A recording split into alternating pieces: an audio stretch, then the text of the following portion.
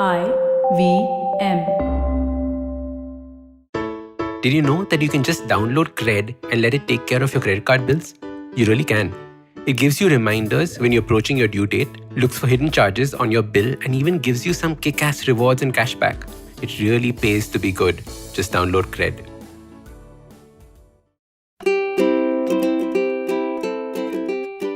Hello and welcome to the Habit Coach podcast. I am Ashton Doctor, your habit coach.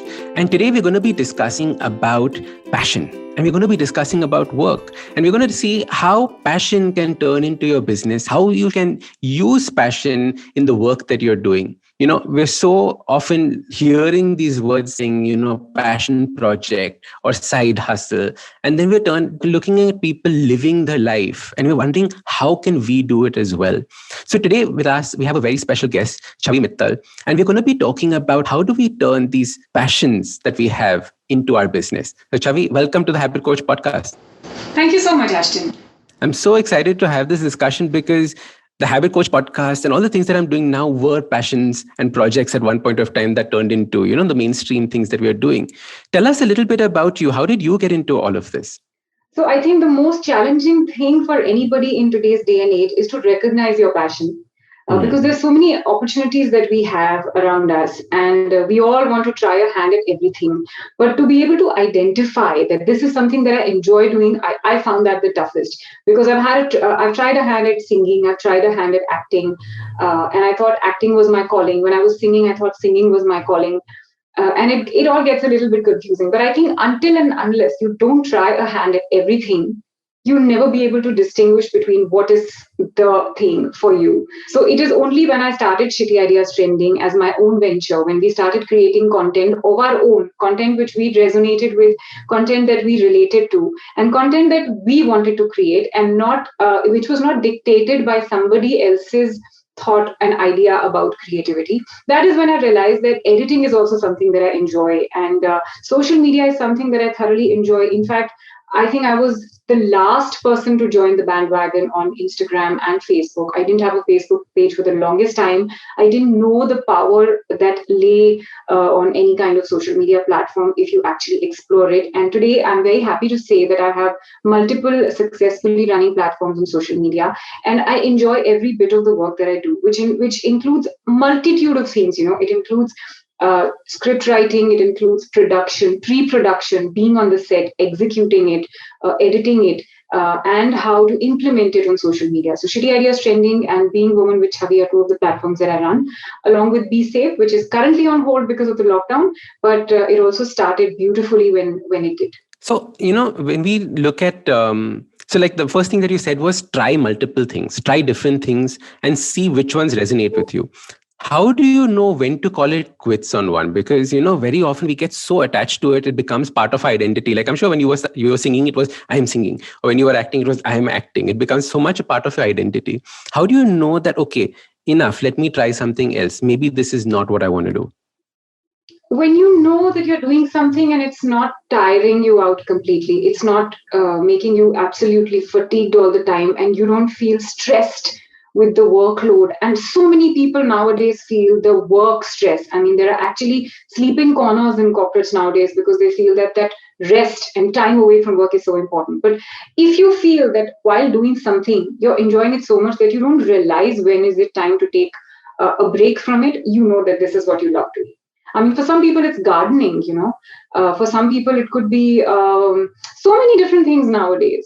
So you just have to identify what is the thing that gives you so much pleasure that you just don't want to stop. And I've recently learned how to edit and I enjoy it so much. And I also want to say that passions also change. By the way, we should not just take it for granted that, okay, just because I'm good at this thing and just because I'm enjoying it right now doesn't mean you're going to enjoy it 10 years later as well. So it's important to keep reinventing yourself and understanding what are the new things available now that you can try your hand at. It's not possible to try your hand at every possible thing in just a few number of years that we in our current education system give. We just have so many number of years that we give ourselves to, or our children, to decide what they want to do for the rest of their life. Correct. And do you think it's an age thing? Do you think it is that, once you hit an age, you start wondering what is it that I'm going to do next? And then you start looking for something interesting to do? Or is it something that that I think that you feel everybody should be looking for as a passion project, no matter what age they're in? So I don't think it's an age thing, because at various different ages of your lives, you will think about what to do next, because even kids think that, teenagers think that in a different way, college goers think that in a different way. After you graduate and you start working, you think about it in a different way. If you want to, maybe get into the startup space, then you think about it in a different way. But it is very important to continue to think about it at different stages of your life, so as to keep growing. Otherwise, if you just thought about that question once when you were 20 something and did not think about it when you were 30 or 40, then you're just still doing what you wanted to do at 20 and not even exploring what you want to do at 30 or 40. So that's a question you should definitely keep revisiting again and again. I love it. Because we get so caught up in these traps of, once I've done it, I need to start continue doing it. Otherwise, what will people think of me? I'm just trying different things. Also, I think with a certain age, you definitely start feeling a little bit of pressure in terms of finances. And you feel that this is something which is lucrative for me right now. It's fetching me my bread, and I don't want to gamble with it. And what if I suddenly try a hand at something different and it fails? And that is the primary reason why after a certain age, people refrain from experimenting with new things in life. And that is when boredom starts setting in, stress and monotony, drudgery start setting in. So yes, of course, it is a risk. And even when Mohit and I, my husband and I, started Shitty Ideas Trending, I think I must have been around 33 or 34 maybe when we started thinking about it. He was, of course, 37, 38. And when you have a child, you are not just responsible for yourself, you're also responsible for another life, and you have to provide for them until they're at least 18, which is not the case in our country. It could be much more than that. So, of course, when you take a big step like that, when you decide to give up your lucrative career and decide to just take a break for 6 months to sit back and think about what you want to do next in life, it is big. But I think the bigger the risk you take, the better the results, isn't it? Yeah. It's scary, right? To just completely change course and do something different. And all the expertise that you're gathered in that suddenly goes away when you're starting something new, especially that is a passion project. But before coming to that, how do you deal with your family or your friends telling you, are you serious? This is what you want to do? So many people message in saying that I want to follow this passion, but my family keeps discouraging me. What do I do about that? So I don't do anything. I literally don't do anything. I mean, I just quietly find my way of doing it. And I know for a fact that the minute you start seeing the minutest amount of success in what you're doing, everybody suddenly starts supporting you. So, you just have your own conviction and know that what you are doing, you're 100% convinced with that. Don't let other people put doubts in your head. Okay. And now when I say don't let other people put doubts in your head, I don't mean to say that when somebody is giving you constructive criticism, or if somebody is showing you a different perspective to a certain thing which you're unable to see, just turn a blind eye to it. No, don't do that. I mean, think about it logically. And listen to everybody, whatever they're telling you, take their advice, think about it, soak it in. But the ultimate decision is yours. And if you're still 100% convinced about what you want to do, then go ahead and do it. And I also feel that there's always a right time to do something. I mean, sometimes it happens that you keep toying with the idea of doing something and you feel, nahi yaar, nahi ho raha hai, abhi nahi. I don't know, I know that I want to do this, but I don't know how. A lot of people say this, I want to do this, but I don't know how. I just feel that you haven't given it enough thought, and maybe it's not the right time for you. Because when it is the right time for you, you will know how and what to do, and everything will come to you as long as you're 100% convinced and your intention of doing it is there. So I don't really bother too much about what other people say. And also, Ashton, when you're in the social media business now, you're used to getting free advice all the time, not just from your family and friends. I mean, that's, of course, you value that advice. But even comments from your followers or people who don't even follow you, but they're just on social media to give everybody else their own advice. You're used to it. So you also have to learn somewhere along the way that people will say what they want to say. It doesn't mean you have to do it, because you cannot please everybody. The only person that you're trying to please here is you. And if you're happy doing something, there's no reason why you should not. Lovely.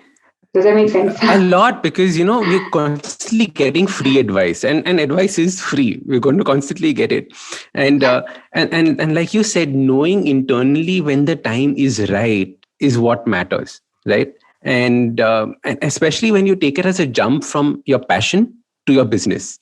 And when you take that jump from it being a side business to your main source of income, these are like the pivotal moments in the journey. How did you go through these moments, and how did you realize that these were the important ones? So I'll tell you, when you talk about converting your passion into business, I think the first thing that worked beautifully for me is that I never realized that I'm converting my passion into a business. It started as a passion, and it merely started because we were both so done with it. We just wanted to be good parents to this little child, and we wanted to be, with her all the time. We didn't want to be one of those parents who don't have another choice but to leave the child in somebody else's care and go to work 14, 15 hours a day. That's not the kind of life we wanted to live for us or for our children. So we decided to convert, we decided to, that was the first thing that led to it all, that, we need to do something different. Okay. And that's when we started thinking that, okay, what are we good at? What do we know so far in 30 years of life? What is it that we know? We know how to create content. I know how to act. My husband is he was a director anyway. So this is what we know how to do. How can we do it in a way that we are happy? And then we started discussing ideas and we started SIT, but we never started thinking about it in terms of business. We just started thinking, how can we do something which makes us happy?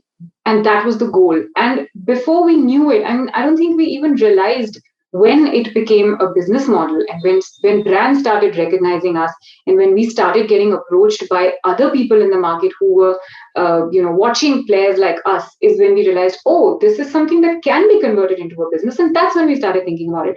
So the idea is, if you start doing something which you're doing for passion with the goal of making money out of it, I think the whole approach is wrong. It's kind of ulta.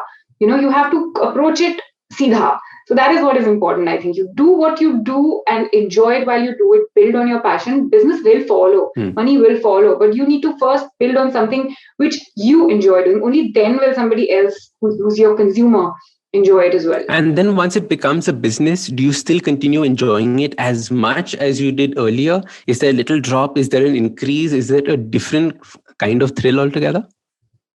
So there are ups and downs. I wouldn't deny that, because sometimes it does happen. But when you're thinking about a piece of content from a passion place, and suddenly you have to think about it from a business place, there is a conflict of interest. But we found a very nice and healthy way to tackle that. We look at it as a husband-wife relationship. It's not perfect, but you need to find that perfect balance. So the brand is the husband or the wife, and the content and the entertainment is the other half, and you bring them both together so that it's a good marriage. So that's what we work on, and hence SIT is very popular also for our relationship sketches that we do, because seriously, I think it will be very stupid to feel that, okay, just because I'm doing something I love, it's going to be all hunky dory forever. Everybody has ups and downs, and even if you're happy, you are sad. Even a happy-go-lucky person will have mood swings at certain different points. So that's exactly how we look at the business as well.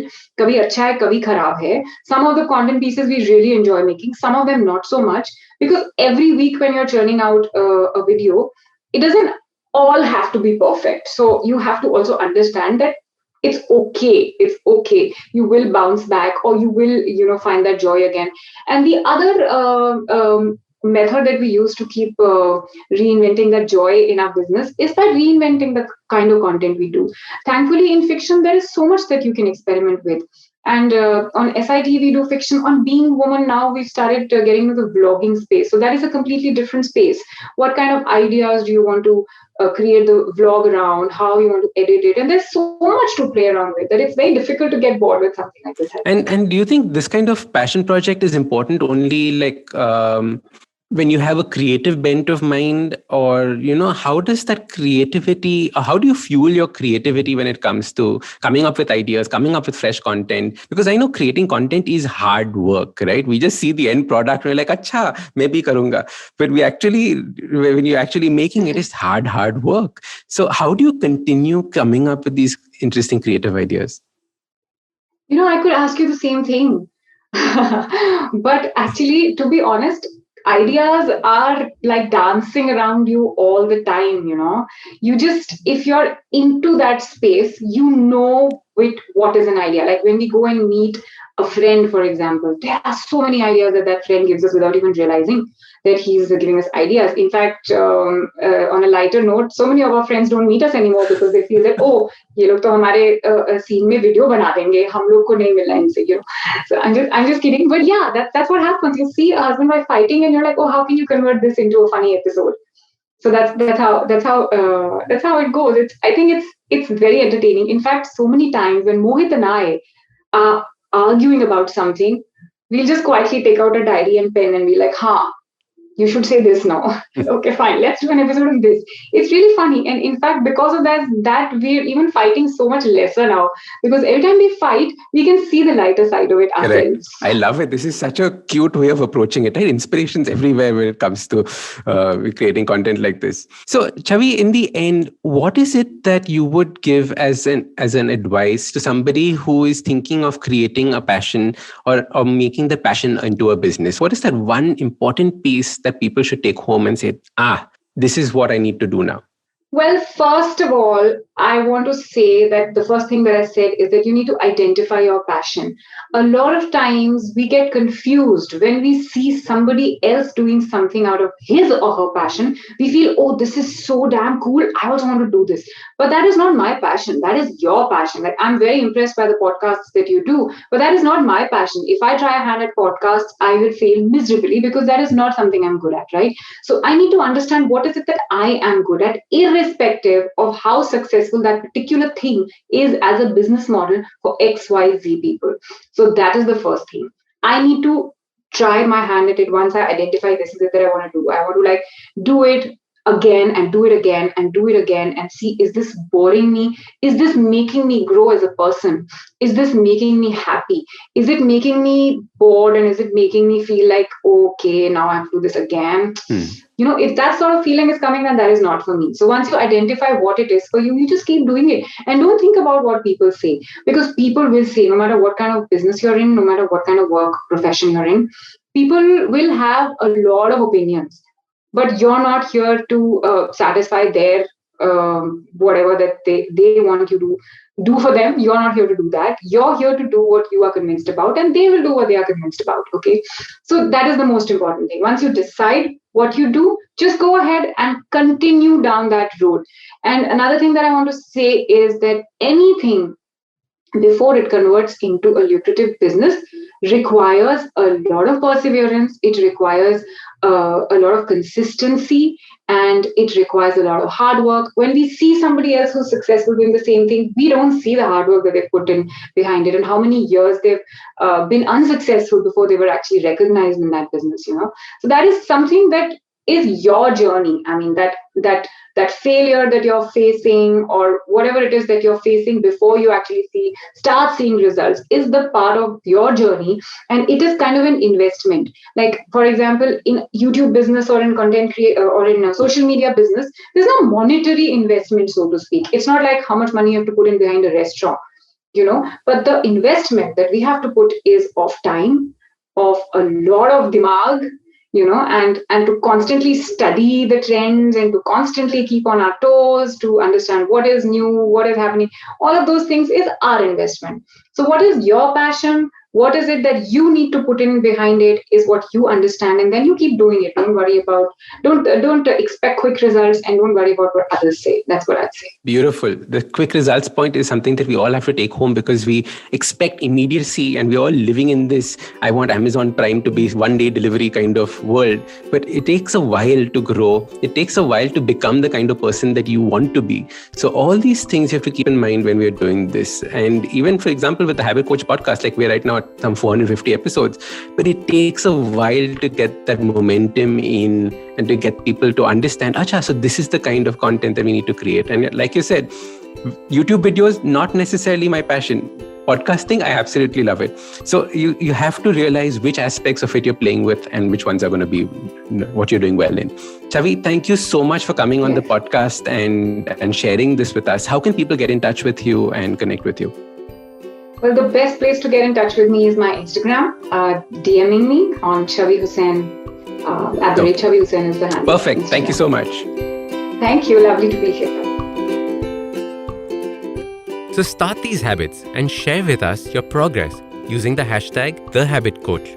If you like this podcast, don't forget to check out other interesting podcasts on the IVM network.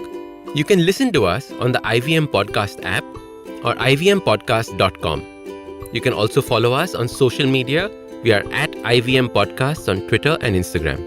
If you want to reach out to me, I am Ashdin Doc on Twitter and Instagram. You can find lots more information on my website, awesome180.com, or check out different content on my YouTube channel called AWESOME180. That's Awesome180.